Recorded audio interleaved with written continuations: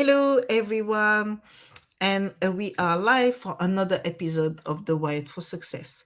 So, today we want to keep going on to the same subject, which is parental prevention instead of causing harm. Last week we were talking about the effect of relationships and how relationship or as a parent you can go into supporting your teenagers into relationships.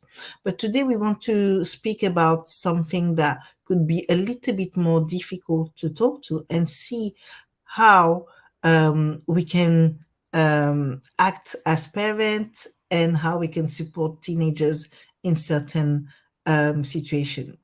So, Steve, would you like to share with us? Yeah, well, share. So, I don't mind starting this by saying that Patience and I just had a conversation that went on for a lot longer than possibly either of us expected, but it was a really important conversation. And what started the conversation was a thing about I just raised the word barriers. How that if we put up barriers as parents or carers between us and the children that we care for, the teens that we care Mm, for, that's going to create some kind of problem at some stage. It might be a deep-seated psychological problem. It might be a fairly simple, straightforward behavioral problem to begin with. So, for example, I remember as a kid, my parents weren't happy that I played with a certain boy. The reason I didn't know at the time, but the reason why they weren't happy with me playing with this certain boy was because his dad was seen as a bad guy. Therefore, the son must be similar. So I was told, don't play with this kid, don't play with this kid. So what did Steve do? I played with that kid whenever I got the opportunity because actually he was all right. And I got on well with him. So they put a barrier in the way. And what did I do? I jumped over the barrier. Okay, that's a minor story. But we were also talking about things like contraception and young women. So I shared a story about my partner. My partner's a midwife and frequently meets mums with their daughters. So the mum brings the daughter along to talk to the midwife about contraception. And I think that is extremely positive and that is not building barriers. Some mums even bring the daughter, introduce the daughter to the midwife, and then leave the room. So they trust their daughters to have a good adult conversation with the midwife. And again, that I think is exceptionally positive and is not building barriers. It's making sure the doors are open so that that daughter or daughters know that they can go to mum to talk contraception, they can talk sexual relationships, they can talk all of those things that really matter without any fear yeah. of reprisal. But what happens if we use the opposite example? The parent who won't talk sexual relationships, who forbids contraception and won't talk contraception, who uses a church, for example. The church doesn't agree with contraception. I'm not naming any particular church right now. So if the church doesn't agree and the parent backs the church without much more information to the young person, what are they doing? They're building a barrier, the barrier that the young person has got to find a way to leap over on their own, go around, go under, whatever it takes. But there's no trust Yeah. between that young person and the parent because the parent forbids what they feel is something they need to be doing or at least talking about. So if we're forbidding things, we're taking away opportunity as well. And opportunity is something that is crucial if we're going to talk about positive development in relationships. Because don't forget, a difficult relationship between parent and daughter, parent and son, might well become a difficult relationship between son or daughter and their partner at some stage in their life because they have got this negative history to fall back on. Mm. So what can we do, patients? It's a tricky one. It's such a tricky one. I think it's such a tricky one in the stance where you have a fixed mindset. So if you have a fixed mindset, for sure, you've been brought up a certain way, you come from a certain culture, you've got certain tradition, or you've got a certain way of living, and that might not go with that might not go with the life of the society, which is fair enough. I don't think you have necessarily to adopt everything that is in a certain society. We all have point of views and we all have things that we believe, and therefore not everything you will go to. However, I do believe that we need to have, as a parent especially, have a certain growth mindset. So if we are looking in what Steve was saying, for example, with his wife who is a midwife, when she sees parents coming with their daughters for example, to talk about contraception, what happens? There has first of all been a talk, or there's been an open opportunity there for the daughter to be able to discuss this with the parents, and for then the parent to say, well, we need to take action, we are going here to seek advice and to see what to do. But another thing I think is important in this case is like, what is the level of trust that you give to your child? So when we are with our children, when we are, for example, talking with our children or even educating them, what do we want to do? When you educate, you will teach them your ways, for example, and then you will want them to go in the world and be independent and be able to act on themselves, to be able to look out for themselves. By going, for example, into the gynecologist, or by going to seek support in regards to, for example, taking the pill, what you are doing, you are giving tools to your child to say, well, this is tools that you can use to support yourself in this instance. I believe that we need to normalize the fact that life is changed, and we spoke about that a lot last week. Life has changed, and there are a lot of things that are happening. So we, as parents, there is this crucial need to have an open mindset and to understand that whatever is happening with a child is not a reflection of the parents, or the lack of education for the parents. What it is instead is safety, security, and also saying, okay, this is the way things are going to happen. They're going to happen anyway, whether I like it or not. What do I do? Do I give option to my child, or do I withdraw the options? And if I'm withdrawing the option, am I not causing harm? Yeah. Creating consequences or potential consequences. Yeah. So I was just thinking about my youngest daughter.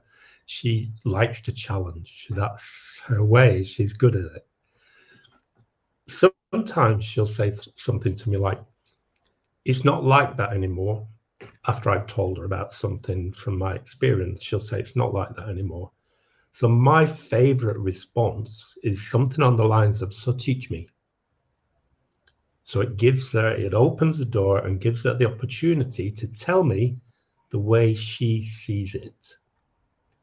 Now, clearly, if I don't agree with her, I'll say, well, I see where you're coming from, but it's not something that I can agree with because. So I always give her the information, as much information as I possibly can. I think too often we don't treat our children as adults when they become adults. They're still a little girl or a little boy. And that's cool. I think that's great. My 23-year-old boy son, when he comes home, gets a big hug, and I treat him like the 5-year-old that he used to be, or whatever. That's okay. But with these conversations, we need to put ourselves in an equal place. Yes, we've got more experience, we've had more life experience, we have more stories to share, we have perhaps more fears to share, but we need to be open about them. I don't ever recall one of my parents, and I don't recall many of my clients who are parents, or the young people that I've worked with in the past talking to their parents, ever saying, I have a fear. This is what my fear is. Mm,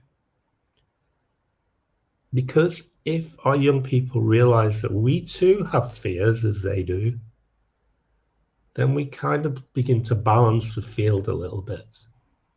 We're all human. And I think that's important. The idea that as the father, I am wiser. Maybe I am wiser in some things, but I'm not wise in all things. yeah. And my daughter certainly has some ideas about where she wants to be, where she wants to go, and how she wants to get there. My job is to keep the doors open, not to build the barriers, and enable her to go through that little maze, because it is a maze quite often for young people, is to enable her to get through that little maze with as much information as I can possibly give that isn't restricting her, that's not tying ropes or chains around her ankles. Because as I said earlier, what is a rope or a chain around the ankle going to do? It's going to make her try and jump over the barrier and cut the chain or the rope. So we need to be open. We need to be honest, and it's quite difficult in the early days. But we do need to be open and honest, and we need to realize that our children are actually becoming adults, and soon they're going to be able to compete with us on all levels, and that might be scary to some of us. Personally, Definitely. I find it quite exciting, but it's Yeah. you know, Definitely. I think not only is it scary, I think what you said is really is basically it. So the fear is what drives most of the things that we are doing. But you can use the fear in a positive way, and instead of using it in a negative way. And we can create a narrative that is different and is serving us instead of doing the opposite. So when you realize, like for example, so as we were, Steve told you already, we always talk before we come on live, and today we were talking, and I was sharing this story. So basically, as I was young, in France, we all grew up quite close together. The people who used to live in the same neighborhood, we knew all, everybody knew each other. And there was this lady.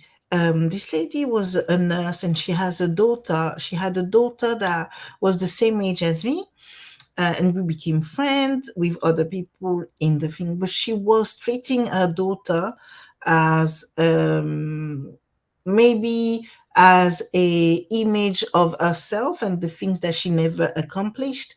Therefore, the daughter needed to accomplish all those things. The daughter needed to have good grades. She shouldn't be going out. There was so many restrictions that she put around her daughter. Even the food she was eating had to be different. She couldn't eat Nutella, which, to be honest with you, I don't give Nutella to my kids anymore.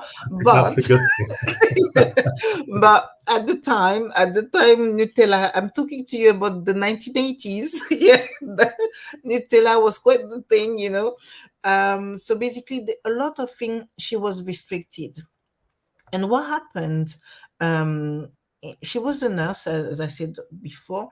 And what happened along the line is when we got to the lycée, which is like high school. Is it high school, Steve? Yeah. Yeah. The Mhm. lycée in France, which is high school here. So we were in our last year, so we were around 17, kind of 17, 18 years old. And what happened is that she was pregnant. The daughter got pregnant, and she never told anyone. She never told none of us, the friends. She never told her own mother. She never told anyone. She kept it to herself the whole pregnancy. And to be honest with you, I was speaking to her, I think a week before she gave birth, and I didn't even know she was pregnant. That's how much she hid the pregnancy. Remember, when you hid the pregnancy in your mind as well, and you're like, I don't want to show it, I don't want to show it, it can also come in your physical, and your physical appearance as well doesn't show that you are pregnant. It doesn't work for everyone, but it can happen in certain people. Anyway, in this case, we could not see.